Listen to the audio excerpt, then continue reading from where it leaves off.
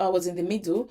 And then opposite me, directly opposite, the 3 seats there were empty. But instead, people came in and they chose to stand. And then when she came back, she asked me, she said, Vivian, can you smell me? I said, why are you asking me to smell you? She said, please smell me. Am I smelling? I said, how? I said, you're not smelling.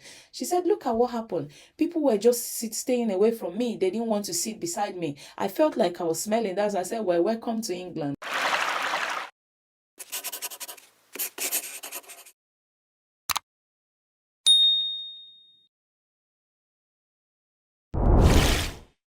Hi everyone, welcome back to my channel. In today's video, I want to share an experience to something we all need to be open about, something we all have issues with, something we all need to remember. And I believe that maybe this might help you recondition your mindset in a way that you think about this topic I'm going to talk about. And also for you to know that sometimes things don't seem to be the way we think they are. Okay, so the topic is about racism and discrimination. We live in a world where we cannot completely rule out these topics. Okay, racism and discrimination have become a part of us. We are only trying to refuse it. We are trying not to accept it. Many of us have experienced racism and discrimination firsthand. But I've learned something very important, that sometimes we misinterpret situations, and that can lead us to unnecessary stress and frustrations, hatred, and so many negative mindsets. Let me tell you about an experience about what happened to me on a train to London when I used to work in London. On this day, I was on my way to work and I was so stressed because I nearly missed my train. I was already running late. I used to lecture in a uni back then in London. And on this day, of course, you know that with normal work 9 to 5, you might be sometimes a bit late, but if you're a teacher or you're a lecturer and you're late, your students are going to wait for you, and it doesn't tell well of the institution. Your manager may be upset that you're coming late and things like that. So on this particular day, I was so frustrated. I was thinking what would be going through my manager's mind. Will she say that I'm late? I was just imagining it, and then I boarded this train. I got into this train, I found a seat that was empty, and I settled into that seat. But then I started noticing something. People came in, they chose to stand, even though there were empty seats right next to me. Not just one, not just two beside me. I was in the middle. And then opposite me, directly opposite, the 3 seats there were empty. But instead, people came in and they chose to stand. So it was a bit strange. And I was telling myself, why are these people standing? I looked at everyone. They were just standing. And then I thought to myself, I said, well, if you like, you can stand for as long as you care. At least I have 2 seats beside me. I can keep my handbag and then just sit properly and enjoy myself on this train ride to London. And the ones opposite me, people refuse to sit on those seats. I said, well, I have enough room to stretch my legs. If you guys like, you don't sit, that one is your problem. Not that the train was really packed up, okay? I just noticed that these people were avoiding sitting close to me. The first time, I just brushed it off. And then when this thing continued, I saw people coming in, looking around, and then they still choose to stand. I said, okay. Although I started feeling uncomfortable, okay, it was quite uncomfortable for me because, I mean, the black person in the train and then other people are just standing instead of sitting by me. So I thought, okay, well, there's nothing I can do about it. Just enjoy the train, then go to work. But like I told you, I was running late. So imagine the stress and the frustration along with my experience inside the train. Then my mind went straight to racism. Are these people being racist? Are they being discriminatory? I was just thinking. I said, well, this thing happens. One time I received a call by a friend telling me something similar happened to her in the bus. And then when she came back, she asked me, she said, Vivian, can you smell me? I said, why are you asking me to smell you? She said, please smell me. Am I smelling? I said, how? I said, you're not smelling. She said, look at what happened. People were just staying away from me. They didn't want to sit beside me. I felt like I was smelling. That's why I said, well, welcome to England. And I'm not saying that racism is everywhere, but these things can happen, okay? Sometimes you sit in a place, people just unnecessarily avoid you, or you go into a restaurant, people don't want to sit around you. So it happens, and it can be really, really distressing and frustrating. I won't lie, in this situation, I felt really unsettled. I felt really distressed, and I felt really frustrated. It was a mix of frustration and sadness coupled with how I was feeling that I was late to work, because I know that discrimination and racism exists. I've heard stories. I've heard stories in the media. I've heard stories directly from people who have experienced this type of thing. And the fact that I was also running late to work added to my frustration. Then, you know what, guys? The train reached to a stop, the final stop. This is in London, Liverpool Street. And everybody came out of the train. And then I took my handbag. As I was walking down to come out of the platform, a lady approached me. And then she said, hello. I said, hello. And I realized that it was a lady who was standing close to me. So she handed me something and she said, do you like it? And I looked at what she handed me. You will not expect it, guys. It was a sketch of me. It was a picture of me with my frowning face. It was just beautiful though. So when I looked at it, I said, what was this woman doing all along this train journey? What was she doing? I realized that she was an artist. So all the while, whilst I was thinking that people were avoiding me, I believe that people were giving her a chance to get a proper position where she could sketch, get her artwork done properly. And then when she gave it to me, I saw everything with the braids I did. I'm going to show the picture in a minute. I saw everything and it was a perfect picture of me. I was of course frowning that I was late to work, and I was also saying that these people are just avoiding me and getting myself unnecessarily worked out. But when she gave it to me, she said, you were the perfect subject. So when she said that, at that moment, it hit me that she wasn't avoiding me after all. She wasn't ignoring me as I thought. She wasn't racist. In fact, she had been observing me very closely, trying to get my emotions out of me and trying to put everything in that perfect picture of me. I thought about this and I said, others might as well not have been avoiding me.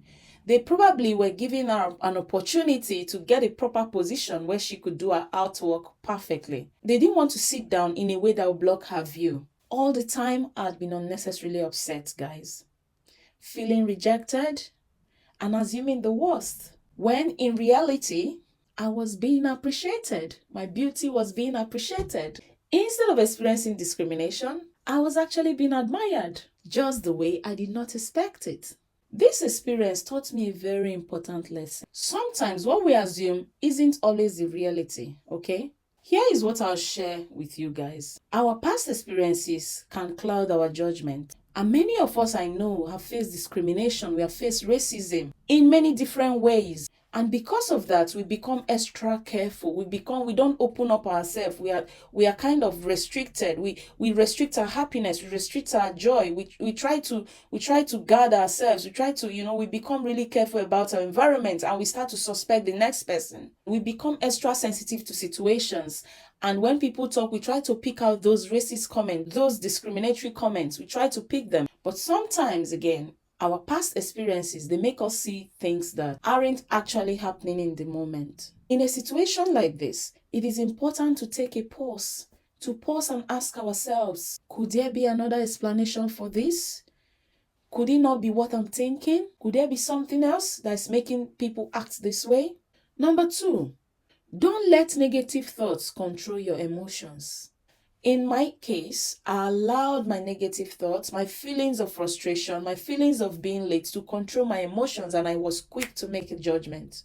The truth is, all of these were for no reason. And because of these frustrations, it made it very easy for me to assume the worst, that they were being discriminatory towards me, okay? It made it really, really easy for me because I already had a conditioned mindset. But what I'm saying is that we have to be careful to let our negative thoughts control our emotions and to let our negative emotions take over our minds, and then we'll begin to think and become unnecessarily frustrated without actually knowing the true picture. Ask yourself, are there other explanations? Give yourself other options that will not be what you're thinking, okay? The moment the lady handed me the sketch, I realized I was completely wrong in my assumptions. This wasn't about racism. It was about something completely different. And it made me think, how many times do we misjudge people? How many times do we misjudge situations? How many times do we take quick actions without actually taking a deep look at the situation and make a final judgment? How many times are we quick to act? How many times are we quick to call people names without knowing their real intentions? How many times? We need to settle down. We need to be more patient. We need to think. We need to think back. We need to sit back. We need to relax, okay, for us to then have the actual meaning of things without making quick assumptions. Don't prejudge people. Give them the benefit of doubt. Of course, I know that there are times where racism is real and is very, very clear, is very open. That way, you know that this is outright racism or outright discrimination. I previously shared an experience about my daughter going into secondary school and how she was treated. That was a clear case of racism. If you haven't watched that video, I'm going to link it up there so that when you have the time, you can click and watch and also hear my experience of outright racism in the UK and how we managed to win the case against the guys who were being racist, okay? We must stand against racism, okay? I am someone that likes speaking out. I don't like keeping it to myself. I'm only just highlighting this experience that sometimes we shouldn't be quick to judge. But we should always stay open and know that there is possibility that what we have in our thoughts might not always be how they seem to be, okay? Instead of instantly coming to an assumption, sit back, think and ask yourself, are there other possible reasons why this situation is like this? Ask yourself before assuming the worst. Now let's talk about what we can do if we find ourselves in a similar situation. If you ever feel like you are being excluded, you are being treated unfairly, you are being avoided, here is what you need to do before you jump into conclusion. Pause and observe the situation. Take a moment to analyze. Be patient, okay? Check what is happening. Check it very well. Is there a pattern here? Try to recognize the pattern. If there is any pattern, if there is a behavior that you think that people are copying and a lot of people are acting in different ways from how you act, ask yourself, is there a possible reason that this is happening? Control your emotions before reacting. I've said this before. Control your emotions, okay? Don't jump into conclusion. And try to give people the benefit of doubt. Don't just assume. Give them options. Say, just think to yourself, could there be another option? And ask questions if you feel uncomfortable. I believe that no matter how bad people are to you, if you ask questions, no matter how the question comes across to them, they will reply, and that will help you make your decision whether their attitude is strange or why the attitude is strange, okay? And remember that your worth isn't defined by others, okay? Your worth is defined by you. You are yourself. You are you, okay? Even if someone is being discriminatory or someone is being racist towards you, don't let it get to you, okay? Do not let it get to you. Your value is not based upon how others treat you, but how you take yourself, how you appreciate yourself, how you put you first. That is where your value lies.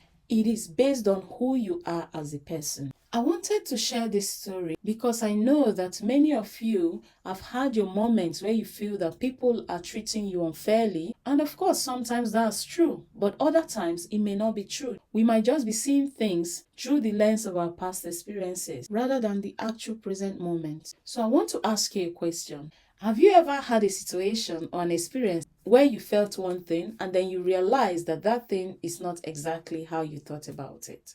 Let's talk about it in the comment section, okay? I'd love to hear your story. I'd love to hear from you. If it's too long, please shorten it. If it's about you, leave it down below. If it's about someone you know, also comment down below. And if you found this video very useful, or if it's related to your story or the story of someone you know, please like, share, and subscribe to my channel, okay? This is still a baby channel. I'm trying to grow it. I believe that this story might have helped you one way or the other to recondition your mindset, and the advice I gave as well for you not to be quick to make judgments. Do not judge others. Give them a benefit of doubt. Be patient, okay? If you found this story very useful and if you found it interesting as well, please like, comment, and subscribe to my channel. Thank you very much for watching. See you next time. Bye.